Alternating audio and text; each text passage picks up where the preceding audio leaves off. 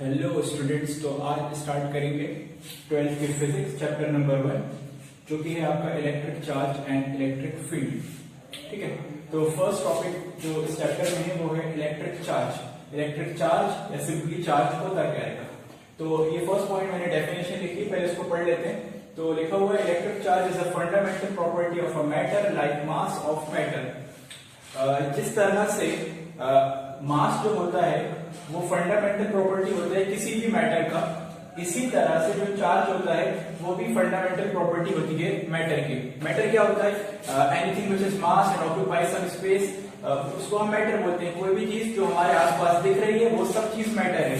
जैसे कि मैं मैटर हूँ, या आपको जो बोर्ड दिख रहा है ये मैटर है, जिस मोबाइल से मैं शूट कर रहा हूँ ये मैटर है, अर्थ मैटर है, स्टार, सन, प्लैनेट, जितने भी आपको चीज दिख रही है वो सारी मैटर है।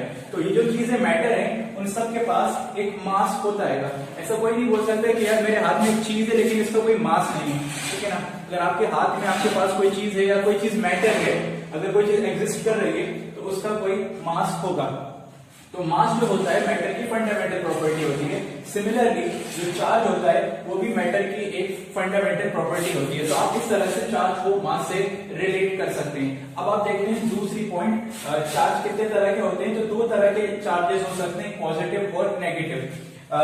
एक पॉजिटिव चार्ज, एक नेगेटिव चार्ज। इस बात को जरा ध्यान से सुने कि जरूरी नहीं है कि अगर कोई बॉडी है, कोई मैटर है, कोई सब्सटेंस है, उसके ऊपर कंपल्सरीली या तो पॉजिटिव चार्ज होगा या नेगेटिव चार्ज होगा। ऐसा जरूरी नहीं है। पॉजिटिव भी हो सकता है या नेगेटिव भी हो सकता है, या हो सकता है कि बॉडी न्यूट्रल हो। बॉडी न्यूट्रल होने का मतलब यह है कि कोई बॉडी पे चार्ज ना हो। ठीक है ना, तो पॉजिटिव चार्ज हो सकता है, नेगेटिव चार्ज हो सकता है, और कोई बॉडी न्यूट्रल भी हो सकती है, यानी कि उसके ऊपर कोई चार्ज ना हो।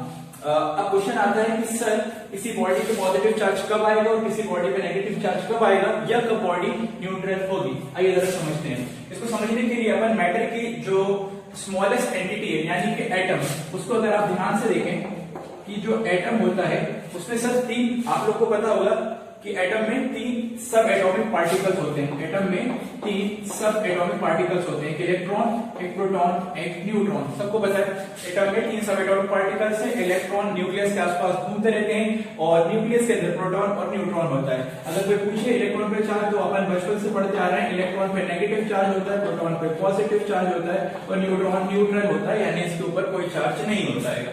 अच्छा, अगर किसी भी एटम के अंदर number of electrons and number of protons equal हो तो उस बॉडी पे कोई चार्ज नहीं आएगा। सपोज कोई एटम है, उसके पास 10 इलेक्ट्रॉन है और 10 प्रोटॉन है, तो इसके ऊपर ओवरऑल चार्ज क्या आएगा?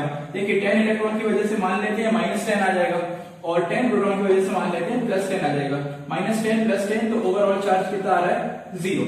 तो एटम जो होता है वो न्यूट्रल होता है, क्योंकि एटम के अंदर number of electrons is equal to number of protons होते हैं। जितना नेगेटिव चार्ज है उतना पॉजिटिव चार्ज है। ठीक है, लेकिन अगर हमारे पास इलेक्ट्रॉन ज्यादा हो जाए, इलेक्ट्रॉन एक्सेस में आ जाए, लेट अस सपोज कि हमारे पास 10 की जगह 11 इलेक्ट्रॉन्स हो गए। कितने इलेक्ट्रॉन? 11 इलेक्ट्रॉन्स। तो नेगेटिव चार्ज कितना हो गया होगा? -11। तो ओवरऑल चार्ज इस टाइम पे 0 नहीं होगा, ओवरऑल चार्ज हो जाएगा हमारे पास -1। ठीक है, तो जब इलेक्ट्रॉन और प्रोटॉन बराबर तो 0, इलेक्ट्रॉन एक्सेस में हो गया तो चार्ज आ गया नेगेटिव। इसी तरह सिमिलरली अगर इलेक्ट्रॉन कम हो जाए तो हमारे पास जो चार्ज आएगा वो आएगा पॉजिटिव। तो किसी बॉडी पे चार्ज का आना डिपेंड करेगा इलेक्ट्रॉन की कंसंट्रेशन पे with respect to proton.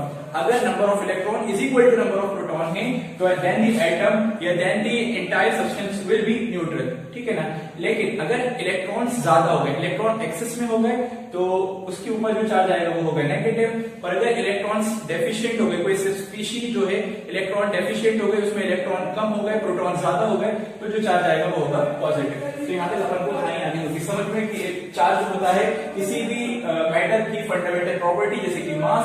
Charges दो तरह के एक्सेस कर सकते हैं, पॉजिटिव और नेगेटिव। पॉइंट नंबर 3 लिखा है कि जो हम चार्ज को रिप्रेजेंट करेंगे Q से। ठीक है, आप जो अभी ये डेरिवेशंस वगैरह करेंगे तो उसमें चार्ज को अपन Q से रिप्रेजेंट करेंगे। कहीं कैपिटल Q भी ले लेते हैं, स्मॉल Q भी ले लेते हैं, लेकिन अपन चार्ज को Q से रिप्रेजेंट करेंगे। पॉइंट नंबर 4 है इसकी यूनिट क्या होती है। जिस तरह से मास की यूनिट होती है, मास को अपन किस में नापते हैं? मास को अपन केजी में नापते हैं। ऐसा यूनिट होती है मास की किलोग्राम। इसी तरह चार्ज की ऐसा यूनिट होती है कूलम, जिसको हम रिप्रेजेंट करेंगे कैपिटल C से, जो कि साइंटिस्ट के नाम पे है। आगे आप जो पढ़ेंगे कूलम्स लॉ ऑफ फोर्स भी आया है, तो वो इनकी वजह से आएगा। ठीक है। और इसका डायमेंशन फॉर्मूला होता है AT। अच्छा, डायमेंशन फॉर्मूला आया कैसे है? तो अगर आपने करंट पढ़ा हो, करंट, तो करंट का फॉर्मूला जो अपने बेसिक 10th में करंट पढ़ा था कि करंट क्या होता है सर? करंट होता है चार्ज अपॉन टाइम। सबको पता है सर, करंट होता है चार्ज अपॉन टाइम। करंट को अगर मैं आई से रिप्रेजेंट कर रहा हूं तो करंट क्या होता है? चार्ज अपॉन टाइम, ठीक है। तो चार्ज क्या होगा? Current into time, current into time, ये हो जाएगा आपका चार्ज। अब करंट का डायमेंशन फॉर्मूला क्या होता है? A, और टाइम का डायमेंशन फॉर्मूला क्या होता है? T। इसी वजह से जो आपका चार्ज का डायमेंशन फॉर्मूला है वो है AT।